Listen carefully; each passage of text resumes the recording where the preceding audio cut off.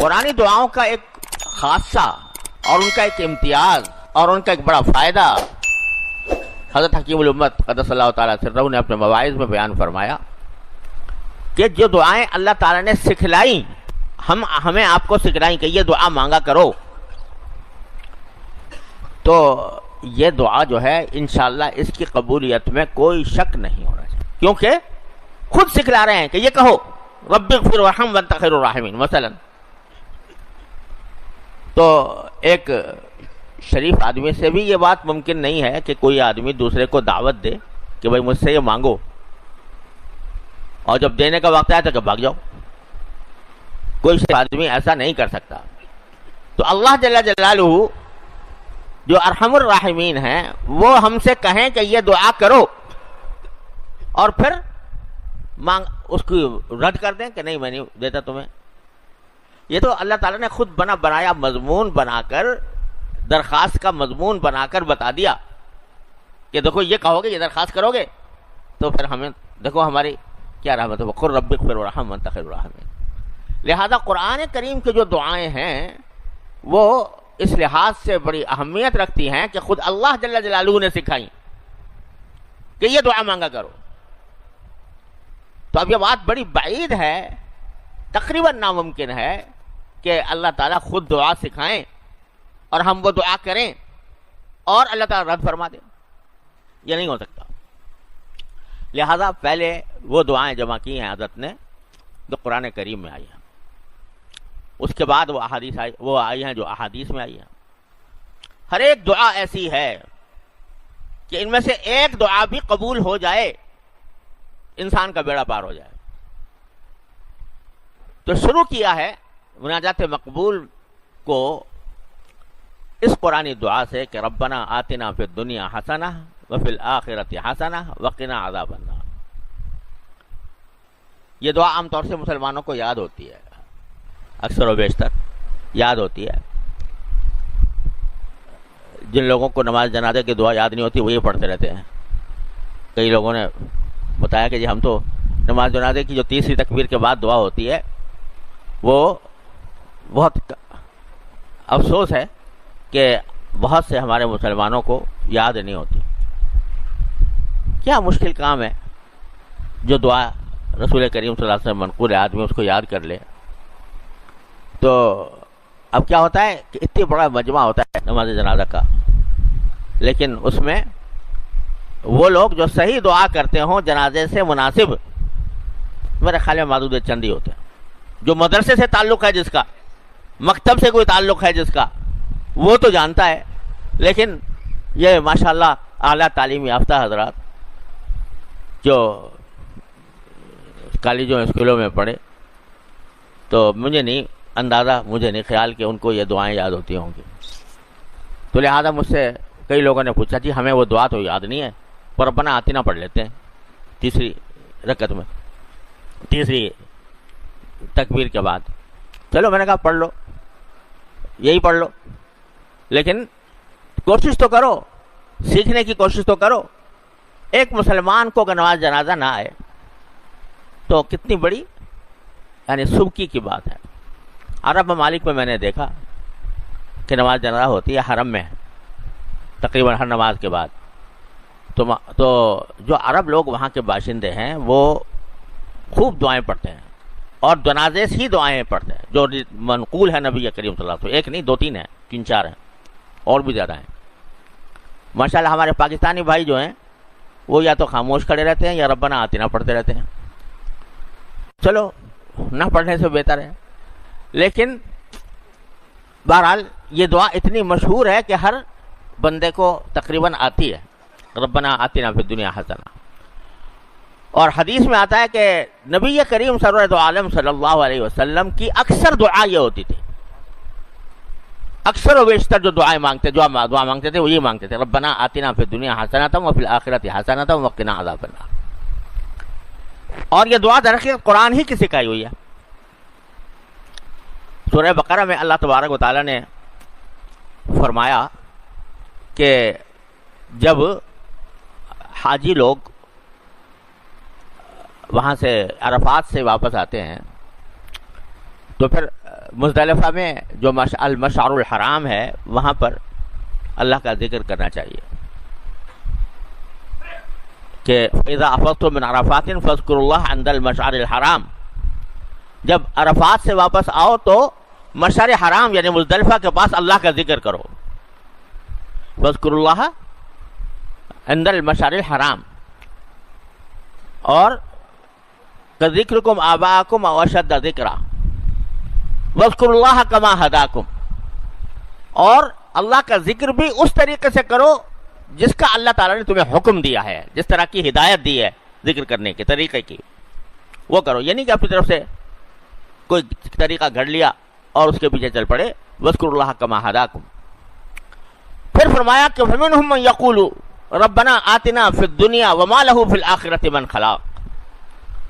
کچھ لوگ وہ ہیں جو وہاں اس مقام مقدس پر پہنچنے کے بعد بھی بس دنیا ہی کی چیز مانگتے رہتے ہیں. مجھے اولاد دے دے, مجھے نوکری دے دے, مجھے رزق دے دے, مجھے صحت دے دے, جتنی دنیا کی ضرورت ہے وہ مانگتے رہتے ہیں. منہم من یقول آتنا فی الدنیا وما لہ فی الآخرۃ من خلاق. آخرت میں اس کا کوئی حصہ نہیں ہوتا, وہی مانگتا رہتا ہے. جاہلیت کے اندر, زمانے جاہلیت میں جو لوگ حج کیا کرتے تھے, حج تو وہ بھی کرتے تھے, لیکن وہاں جا کر ایک تو جب پہنچتے مزدلفہ تو اپنے آباء و اجداد کے مناقب اور فضائل بیان کرنے شروع کر دیتے تھے. ہمارے باپ نے یہ کیا, فلاں جنگ لڑی, فلاں جنگ کے اندر اس کو فتح نصیب ہوئی, وغیرہ وغیرہ. ایک تو یہ کام کرتے تھے. تو قرآن کہتا ہے کہ وہاں جب اللہ تعالیٰ کا ذکر کرو کذکرکم آباءکم, جیسے تم اپنے ماں باپ دادوں کا ذکر کیا کرتے تھے, او اشد ذکرا, یا اس سے بھی زیادہ اہتمام کے ساتھ اللہ تعالیٰ کا ذکر کرو. اور ذکر بھی کس طرح کرو, واذکروا اللہ کما ہداکم, جو اللہ نے طریقہ بتایا اس کے مطابق ذکر کرو. اب آگے فرماتے ہیں کہ جاہلیت کے لوگ جو ہیں وہ آ کر کہتے تھے, وہاں پر دعائیں جو کرتے تھے بس یہی کرتے تھے کہ ہمیں رزق زیادہ ہو جائے, ہمارا گھر اچھا بن جائے, ہماری جو قبیلہ ہے اس کو فتح نصیب ہو, ہمارے دشمن ناوراد ہوں, وغیرہ وغیرہ. تو ربنا آتنا فی الدنیا وما لہ فی الآخرۃ من خلاق. آخرت میں اس کا کوئی حصہ نہیں ہوتا. ومنہم من یقول ربنا آتنا فی الدنیا حسنۃ وفی الآخرۃ حسنۃ وقنا عذاب النار. اور کچھ اللہ کے بندے ایسے ہوتے ہیں جو یہ کہتے ہیں کہ اے پروردگار ہمیں دنیا میں بھی اچھائی عطا فرمائیے اور آخرت میں بھی اچھائی عطا فرمائیے. تو اولئک لہم نصیب مما کسبوا, ان کو اللہ تبارک و تعالی اپنی کمائی کا حصہ آخرت میں دیں گے. کمائی سے مراد اچھے اعمال کی کمائی. تو اللہ تعالیٰ فرما رہے ہیں کہ وہ بندہ انتہائی بے وقوف اور احمق ہے کہ جو جب بھی دعا مانگے تو بس دنیا ہی کے لیے مانگے, دنیا ہی کے لیے مانگے بس, کہ مجھے ملازمت مل جائے, مجھے رزق مل جائے, میرا گزارا اچھا ہونے لگے, میرا مکان اچھا بن جائے, مجھے گاڑی اچھی مل جائے, مجھے امتحان میں کامیابی مل جائے, مجھے ڈگری اچھی حاصل ہو جائے. بس سارا سوچ کا جو محور ہے وہ دنیا ہی دنیا ہے, بس وہی مانگتے ہیں. آخرت کی بات مانگیں کہ یا اللہ آخرت میں ہمارا انجام اچھا کر دیجئے, ہمارے گناہ معاف کر دیجئے, تو اس کی طرف دھیان ہی نہیں. تو اللہ تعالیٰ نے یہاں پر ان لوگوں کی مذمت کی ہے جو جب بھی مانگیں گے دنیا کی بات مانگیں گے, جب بھی مانگیں گے دنیا کی بات مانگیں گے, آخرت کے بارے میں کچھ نہیں. تو یہ اللہ تعالیٰ فرماتے ہیں کہ یہ احمق تنگ نظر لوگ ہیں. ان کی جو سوچ ہے اس کا دائرہ صرف دنیا کی لذتوں کی طرف اور دنیا کے اسباب کی طرف محدود ہے. بس یہ مل جائے تو اس کو ایسا کچھ مل گیا, چاہے قبر میں جا کے پٹائی ہو, الیاذ باللہ. تو وہ یہ کہتے ہیں کہ ہمیں دنیا دے دیجئے. اب دنیا میں جو غلط چیزیں ہیں وہ بھی مانگتے ہیں. ہمارے والد صاحب رحمۃ اللہ علیہ کے پاس ایک بزرگ آیا کرتے تھے, بڑے عمر رسیدہ تھے, جہاں دیدہ تھے, بڑے تاجر تھے, تہجد گزار تھے. تو کچھ عرصے کے بعد پتہ چلا کہ وہ وظیفے جو ہر وقت پڑھتے رہتے ہیں, تو وظیفے میں دعا یہ مانگتے ہیں کہ اللہ سٹے میں میرا جو ہے نمبر نکل آئے.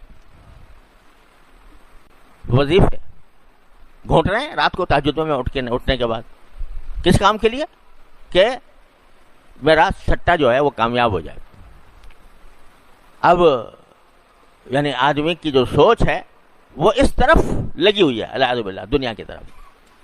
اور ہم اپنے ذرا گریبان میں منہ ڈال کر دیکھیں تو ہماری خواہشات، ہماری امنگیں، ہمارے خیالات زیادہ تر اسی طرف چلتے ہیں کہ ہمیں دنیا کی نعمتیں حاصل ہو جائیں، لذت مل جائے، گھر مل جائے، گاڑی مل جائے، لوگوں میں ہماری شہرت ہو جائے، مقبولیت ہو جائے، بس اس طرف چل رہی ہیں. یہ تصور کہ وہ جنت ملے جس کی تفسیر قرآن کریم نے بیان فرمائی ہے کہ جو چاہو گے ملے گا، نہ خوف ہوگا نہ غم ہوگا، لا خوف علیہم ولا هم یحزنون. تو اس کا خیال، اس کی فکر، اس کی سوچ، اس کی امنگ، اس کا شوق یہ شاذ و نادر. تو قرآن کہتا ہے کہ وہ کہتے ہیں ربنا آتنا فی الدنیا وما لہ فی الآخرۃ من خلاق. آخرت میں کوئی حصہ ہی نہیں ہے. اللہ تعالی ہمیں ان میں شامل نہ فرمائے. اور حضور اقدس صلی اللہ علیہ وسلم نے یہ دعا بھی فرمائی، آگے آئے گی انشاءاللہ، کہ اللہم لا تجعل الدنیا اکبر ہمنا ولا مبلغ علمنا ولا غایۃ رغبتنا. اللہ ایسا نہ کیجئے کہ ہر وقت ہمارے دماغ پر دنیا ہی سوار رہے، اور اللہ ایسا بھی نہ کیجئے کہ ہماری علم کا مبلغ، علم کی انتہا بس دنیا ہی کے اوپر ہو جائے، اور ہماری ساری رغبت اور شوق کا مرکز جو ہے صرف دنیا ہی بنی رہے. تو ایسا نہ کیجیے گا. تو مذمت ہے ان لوگوں کی کہ ان کے دل و دماغ پر ہر وقت دنیا ہی مسلط ہے، اسی کی خواہش ہے، اسی کی امنگ ہے، اسی کا شوق ہے. آگے اللہ تعالیٰ فرماتے ہیں وَمِنْهُمْ مَن يَقُولُ رَبَّنَا آتِنَا فِي الدُّنْيَا حَسَنَةً وَفِي الْآخِرَةِ حَسَنَةً وَقِنَا عَذَابَ النَّارِ. تعریف کس کی؟ اس کی جو دنیا میں بھی حسنہ مانگے، اللہ دنیا میں بھی اچھائی عطا فرمائیے اور آخرت میں بھی اچھائی عطا فرمائیے. دنیا میں بھی اچھی چیزیں دیجئے، آخرت میں بھی اچھی چیزیں دیجئے. حسنہ ایک لفظ ہے چھوٹا سا اور کائنات پوشیدہ ہے. دنیا کے اندر حسنہ مل جائے، اس میں یہ بھی ہے حسنہ اچھائی یہ بھی ہے کہ رزق اچھا مل رہا ہو، اچھائی یہ بھی ہے کہ صحت اچھی ہو رہی ہو، اچھائی یہ بھی ہے کہ اولاد ہو، اچھی یہ بھی ہے کہ گھر والے مطمئن ہوں، اچھا یہ بھی ہے کہ دوست احباب اچھے ہوں، اچھا یہ بھی ہے کہ آدمی کو علم حاصل ہو، اچھا یہ بھی ہے کہ اللہ تبارک و تعالیٰ اس کو عمل صالح کی دنیا میں توفیق عطا فرما. سب اچھائی. ایک چھوٹا سا لفظ 4 حرفوں کا حسنہ، ہا سین نون تا، اور اس میں ساری کائنات سمٹ آئی ہے. اچھا دوسری بات یہ کہ ذرا اس پر غور کرو کہ وہ جن لوگوں کی نگاہ دنیا کی حد تک محدود رہتی ہے، جب ان کا ذکر کیا ان کی دعا کا، تو وہاں پر کہا ربنا آتنا فی الدنیا وما لہ فی الآخرۃ من خلاق. وہاں حسنہ نہیں ہے، وہ تو دنیا کی اپنی مطلوبہ چیزیں مانگتے ہیں. ہمیں یہ مل جائے، وہ مل جائے، یہ مل جائے، وہ مل جائے، ہمیں اچھا گھر مل جائے، ہماری آمدنی بڑھ جائے، بینک بیلنس ہو جائے. اس میں اچھائی برائی کا تصور نہیں کہ حقیقت میں وہ اچھائی ہو، بلکہ ان کو اپنے ذہن میں کچھ مطلوبہ چیزیں گھر رکھی ہیں، وہ چاہے حلال ہو یا حرام ہو، والعیاذ باللہ، جائز ہو یا ناجائز ہو، اور وہ حقیقت میں مفید ہوں یا مفید نہ ہوں، وہ اپنی طرف سے گھر رکھی ہیں. یا اللہ دنیا میں ہمیں دے دے، چاہے سٹے کی رقم ہی دے دے، چاہے سود کی رقم ہی دے دے، لیکن دے دے، دنیا میں پیسے دے دے. ہمیں جو سکھایا قرآن نے، کہا کہ نہیں، دنیا میں ضرور مانگو، بے شک مانگو، دنیا بھی مانگو، لیکن دنیا میں حسنہ مانگو، اچھائی مانگو. اچھائی جس چیز میں ہو دنیا کے اندر اللہ وہ عطا فرمائیے. اب اچھائی جو ہے نا، یعنی اگر اللہ مال دیں آپ تو حلال دیں، رزق عطا فرمائیں تو حلال عطا فرمائیں، صحت عطا فرمائیں تو صحت ایسی ہو کہ جو آپ کے کاموں میں استعمال ہو. اللہ علم عطا فرمائے تو علم کی حقیقت عطا فرمائے. تو ایک مختصر لفظ میں دنیا کی ساری अच्छाइयाँ जमा कर दी। आप ज़रा सोचो कि अगर अल्लाह ताला हमारी ये दुआ कबूल फरमाए, रब्बना आतिना फिद दुनिया हसना, तो क्या रह गया?